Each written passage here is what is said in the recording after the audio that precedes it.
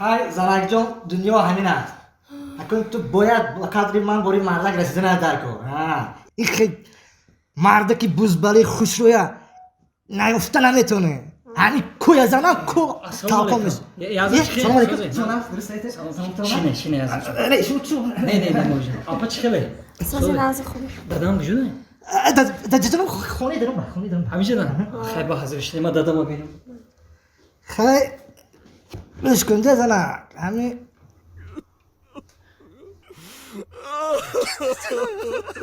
دادم. Kan dat soms vergaderen bij jou? Kan dat soms vergaderen bij jou? Nee, hè? Onder mijn taart met talgam kapitein. آکه اسفندی رو برده ایستم همسویرا بچه مکه آدمیزاد همین وفات که کردی یک لحظه هم خانه خودت به نمیگنجیده میبرنده مردم آدمی نغز بود آدمی خوب بود مرده که نه از بنده که همسویرا اگر همین لیفت کار میکرد من هم میفرومدم پیش مردم بیچاره کمتر میبردشتم همین دادا جون با فکرم یک بچه و یک دختر داشتن رحمتی اکه اسفندیو اسفندیو؟ نه فرزند نداشت نداشت؟ نه 3 زن داشت فرزندش نیست بعد این 2 نفره که اینا پیش ده بلند گیره دورن بچه‌اش باشه یه بچه ندارد گفته میمرده که بچه ندارد ولی نه وقتش یکه و تنها بود بیچاره این دوماداش باشه میگم بلند گیره دورن این مرد فرزند ندارد داماد کجا کی باشه این خب بلند گیره دورن دادن این 2 نفره یعنی آدمی 2 نفره ایستاده نگاه کنه که بلند گیره تو اینها رو نشناختی نه اگه اسفندیار رو از بانک کردیت گرفتگی بود اینها کارگرای بانک کردیتورا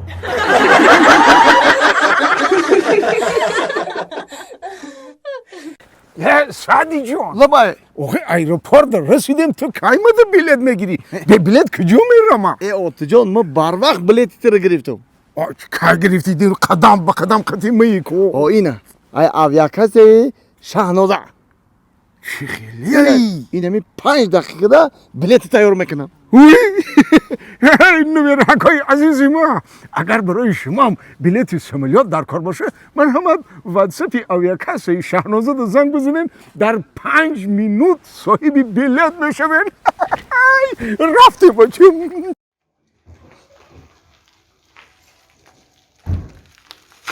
سلام علیکم و علیکم برسلام همی خانه سعدی بیزنسمن کو در بازار کاروان شمودکس لباسا سودا میکنه همراه خونهش در کجا پا خونه سعدی آه اینه می خونه شونه این 500 نه 500 ماشین شه مالی رحمت افا چی گپش داشتی اکا هیچ یک کارش داشتم خب من میگفتم شاخه وقتی میگم چه تا خدا نمیتونی ماشین خونه‌ش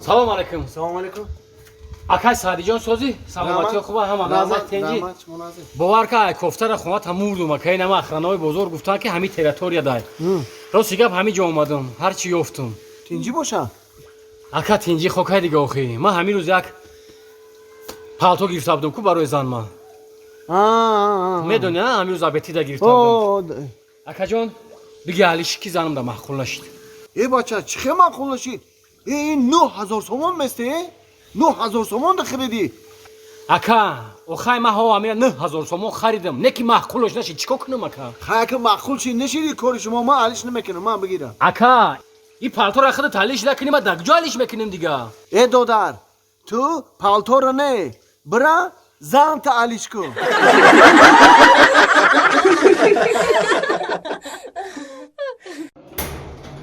یه برنگ گوشه نه خطانم خورده بیزار شده بایشم با من برم ای خونه اکا سعدی این چی گپ چه گفت کار کردی یه باور که بیزار شده مایل خونه من برم ای به ما ینگر گپ بزنم بخی نه ینگر چیکار بزنی بخی چی گپ پیگانی خیلی کار کردی یه باور که همسایه جان همین خونده رو بری ترکان لغت کرده همین نمی خامری نمیگی بخیزم کو ای گوشو ترکان میره ای دلیل میره ای بالای سرم میره برای ما بیزار شده من برم ای خونه ای اکا سعدی ای دردش آسون من مسئولیتت میتونم این مسئولیت نته چی مسئولیتی همشو کردم نشیده اکا مسئولیتت میتونم همش میبرویم میروم مسئولیتت میتونم خیلی مسئولیت این خونت که دور اومدی بگو کی این خونه بلند در این خونه هیچ نیست بخورم گیش نموندم در این خونه هیچ نیست گیش نموندم بودم بگی او خچو ایزو میکشم میبرم میروم بودم خیلی بگو من در خونه هیچی نیست کشتم موندم در خونه هیچی نیست کشتم موندم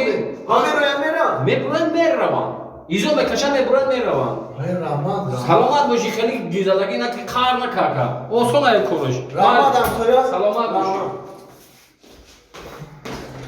در خونه هیچی نیست بخیرمه در خونه هیچی نیست بخیرمه گشنگی مردمه گشنگی مردمه در خونه هیچی نیست بخورمه در خونه هیچی نیست بخورمه گشنگی مردمه گشنگی مردمه چی گفتی سبب زنکی همسویت را؟ قوا وقتی سای؟